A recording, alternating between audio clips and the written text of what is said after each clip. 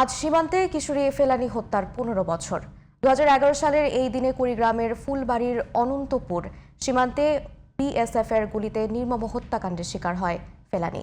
দেশে বিদেশে আলোচিত এই নির্মম হত্যাকাণ্ডের দীর্ঘ সময় পেরিয়ে গেলেও মেলেনি বিচার। সীমান্তের কাঁটাতারে ফেলানীর মরদেহ মতো ভারতের উচ্চ আদালতে বিচারিক কাজ ঝুলে থাকায় হতাশ তার পরিবার। ন্যায় বিচারের আশায় আজও অপেক্ষায় তারা। কুড়িগ্রামের প্রতিনিধি মোহাম্মদ মিজানুর রহমানের তথ্য ছবিতে বিস্তারিত জানাচ্ছেন জুবাইর রহমান।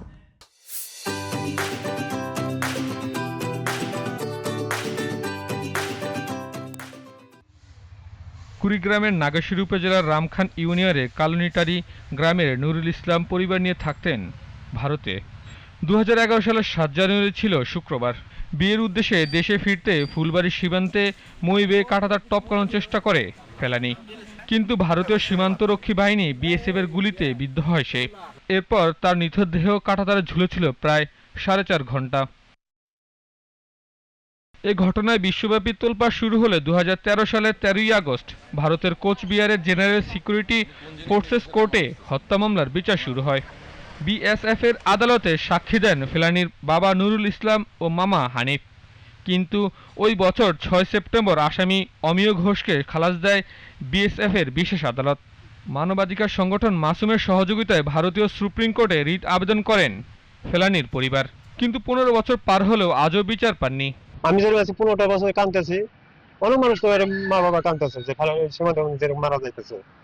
আমি এরকম জানি আর না হয় সীমান্ত হত্যা আমি বন্ধ চাই। মেয়ে হত্যার বিচার না পেয়ে হতাশ পরিবার ও স্বজনরা। আমি আজ যাবৎ বিচার পাইনি, কিন্তু আমি দাবি এখনো ছাড়িনি, বিচারের কিন্তু ছাড়িনি। আমার ফেলানির বিচারটা যেন হয়, আমি এটা সরকারের কাছে দাবি। আমি যখন অনেক ছোট ছিলাম আমার বোনকে কাঁটাতারে হত্যা করে মেরে ফেলা হয়েছে। আমার বোনের এখনো বিচার পায়নি। আমার আব্বু আম্মু এখনো কান্না করে বিচারের জন্য।